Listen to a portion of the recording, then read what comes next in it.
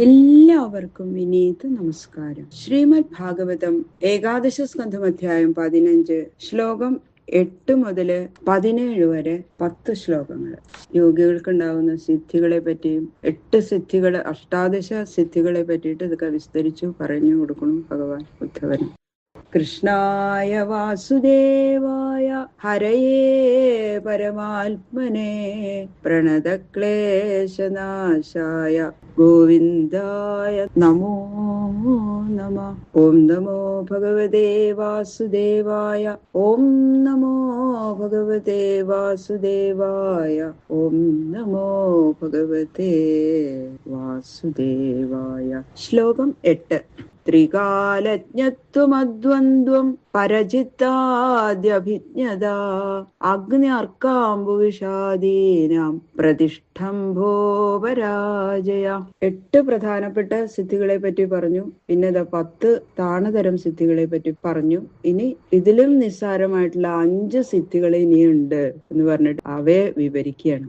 കഴിഞ്ഞതും നടക്കുന്നതും വരാൻ പോകുന്നതുമായ സംഗതികൾ അറിയുക. തണുപ്പ്, ചൂട് എന്നിങ്ങനെ അന്യോന്യ വിരുദ്ധങ്ങളായിരിക്കുന്ന പ്രകൃതി കാര്യങ്ങളെ തടുക്കാനുള്ള സാമർഥ്യവും അന്യൻ വിചാരിക്കുന്നതിനെ അറിയുക. സൂര്യന്റെ ചൂടിനെ നിർത്തുക. വിഷം വ്യാപിക്കുന്നതിനെ തടസ്സപ്പെടുത്തി സ്വദേഹത്തിലോ പരദേഹത്തിലോ വ്യാപിക്കുന്നതിനെ നിർത്തുക. ആരാലും ജയിക്കപ്പെടാതിരിക്കുക. ഏതാശ്ചോദ്ദേശത പ്രോക്ത യോഗധാരണ സിദ്ധയ യയാധാരണയാ യഥാവാസ്യാന്നിബോധമേ. ഓരോ സിദ്ധികൾക്ക് ഹേതുവായ ധാരണകൾ വിവരിക്കുകയാണ്. യോഗധാരണകൾ കൊണ്ട് സിദ്ധിക്കുന്ന സിദ്ധികൾക്ക് കണക്കില്ല. നേരത്തെ കുറെ സിദ്ധികളെ ചുരുക്കത്തിൽ പറഞ്ഞുല്ലോ. ഏതൊരു സിദ്ധി ഏതുവിധ ധാരണയാൽ എങ്ങനെ ഉണ്ടാകുന്നു എന്ന സംഗതി എന്നിൽ നിന്നു കേട്ടോളൂ ഉദ്ധവ എന്ന് പറഞ്ഞിട്ട് ഇതാ പിന്നെ ഭഗവാൻ അത് വിസ്തരിച്ചു പറയുന്നു. ഭൂതസൂക്ഷ്മാത്മനിമയി തന്മാത്രം ധാരയേന്മന അണിമാനമവാപ്നോതി തന്മാത്രോപാസകോ മമ. മനസ്സിന്റെ സ്ഥിരതയും സങ്കല്പ സാമർഥ്യവും അനുസരിച്ചാണ് സകല സിദ്ധികളും ഇരിക്കുന്നത്. അതിനാൽ ഏതൊന്നിനെ ധ്യാനിക്കുന്നുവോ അതിൽ ധൈര്യം വേണം. സകല ഭൂതങ്ങളും അതിസൂക്ഷ്മ രൂപമായിട്ട് ആരിൽ ആദികാലത്തിൽ ഇരുന്നുവോ സൂക്ഷ്മഭൂത സ്വരൂപനായിരിക്കുന്ന ആ എന്നെ ദൃഢമായി ധ്യാനിക്കുന്നവന് അണിമ എന്ന സിദ്ധി ഉണ്ടാവും. സൂക്ഷ്മരൂപത്തെ ധ്യാനിക്കുന്നത് കൊണ്ട് തന്മാത്രകളായി ഭവിക്കാൻ ശക്തി ഉണ്ടാകും. തന്മാത്രകള് അതിസൂക്ഷ്മങ്ങളാകയാൽ സൂക്ഷ്മരൂപം എടുക്കാൻ കഴിയും. ഇങ്ങനെ അണിമ എന്ന സിദ്ധി ഉണ്ടാകുന്നു. മഹത്യാത്മനിമയി പരേ യഥാസംസ്ഥം മനോദധൽ മഹിമാനമവാപ്നോതി ഭൂതാനാം ച പൃഥക് പൃഥക്. മഹതി ആത്മനി, മഹത്തത്വത്തെ ഉപാധിയായി സ്വീകരിച്ച പരേമയി, പരനായ എന്നിൽ യഥാസംസ്ഥം അതേ പ്രകാരം ഇരിക്കുന്ന മനസ്സിനെ ദധൽ ധരിക്കുന്നവനായിട്ടും ഭൂതാനാം ഭൂതങ്ങളുടെ പൃഥക് പൃഥക് പ്രത്യേക ധാരണ കൊണ്ടും മഹിമാനം വലിപ്പത്തെ അവാപ്നോതി പ്രാപിക്കുന്നു. ജ്ഞാനശക്തിക്ക് ആസ്പദമായിരിക്കുന്ന മഹത്വത്വത്തെ ഉപാധിയായി സ്വീകരിച്ച മഹാത്മാവായ എന്നിൽ മഹത്തത്വാംശമായിരിക്കുന്ന മനസ്സിനെ ദൃഢമായി ഉറപ്പിച്ച് എന്നോട് ചേർന്നിരിക്കാൻ ശക്തി ഉണ്ടാകുമ്പോൾ വലിയ സ്വരൂപം എടുക്കാൻ കഴിയും. ആകാശാദികളായ ഓരോ ഭൂതങ്ങളെയും പ്രത്യേകം ധ്യാനിക്കുന്നതായാലും മഹിമ എന്ന സിദ്ധി ഉണ്ടാകും. പരമാണുമയേ ചിത്തം ഭൂതാനാമയി രഞ്ജയൻ കാലസൂക്ഷ്മാർത്ഥതാം യോഗി ലഘിമാനം അവാപ്നുയാൽ. എല്ലാ ഭൂതങ്ങളും അവയവങ്ങളോട് കൂടിയവയാകും. പരമാണുവിനേക്കാൾ ചെറിയ പദാർത്ഥമില്ലാത്തതിനാൽ അത് നിരവയവമാകുന്നു. അവയവങ്ങളില്ലാത്ത ആ പരമാണുക്കളുടെ അന്യോന്യ സമ്മേളനത്താൽ അവയവങ്ങളുള്ള ഭൂതങ്ങൾ ഉണ്ടാകുന്നു.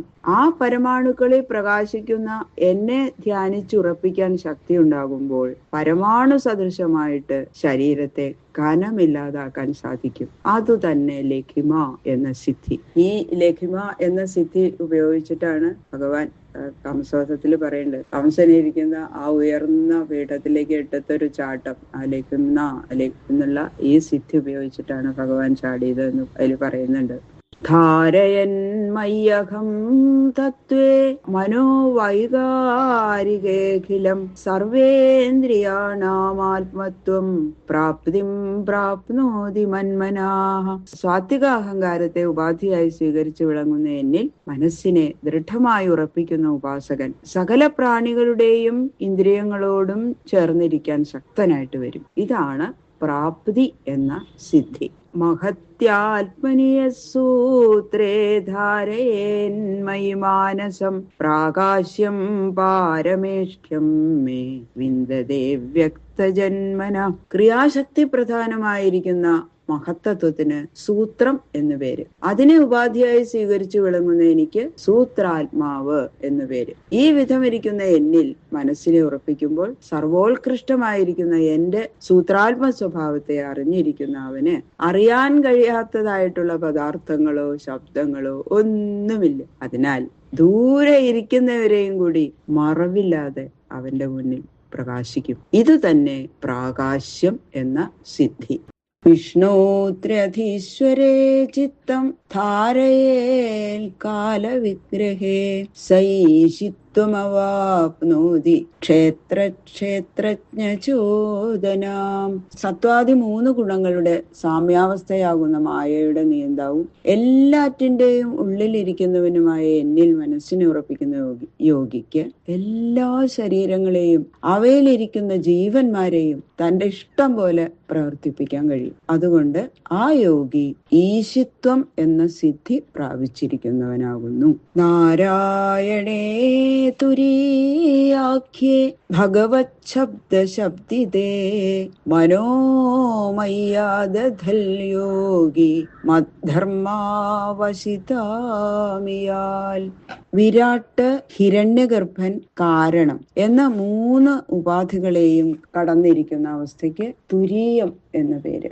ഈ 4ാമത്തെ അവസ്ഥയ്ക്ക് അർഹനായും ഭഗവാൻ എന്ന നാമത്തിൽ വ്യവഹരിക്കപ്പെടുന്നവനായും ഇരിക്കുന്ന നാരായണനായ എന്നിൽ മനസ്സിനെ ഉറപ്പിച്ചിരിക്കുന്ന യോഗി ഗുണകാര്യങ്ങളായ ദേഹാദികളുടെ അധീനത്തിൽ അകപ്പെട്ടവനല്ല. അതുകൊണ്ട് അവന് എന്റെ ധർമ്മം സിദ്ധിക്കുന്നതിനാൽ എല്ലാം സ്വാധീനമായി വരുന്നു. അതുതന്നെ വശിത എന്ന സിദ്ധി. നിർഗുണേ ബ്രഹ്മണിമയി ധാരയൻ വിശദം മന പരമാനന്ദമാപ്നോതി യത്ര കാമോ വസീയതേ.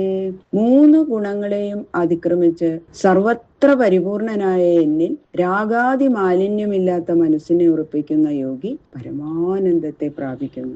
ആ നിലയിലെത്തിയ യോഗി കാമം അറ്റിരിക്കുന്നവനാവുന്നു. അതാണ് കാമാവസായത എന്ന സിദ്ധി ഉള്ളവൻ ആവുന്നു എന്നർത്ഥം. ബാക്കിയുള്ള ശ്ലോകങ്ങള് നാളെ നോക്കാം. സർവത്ര ഗോവിന്ദ നാമ സങ്കീർത്തനം ഗോവിന്ദ ഗോവിന്ദ.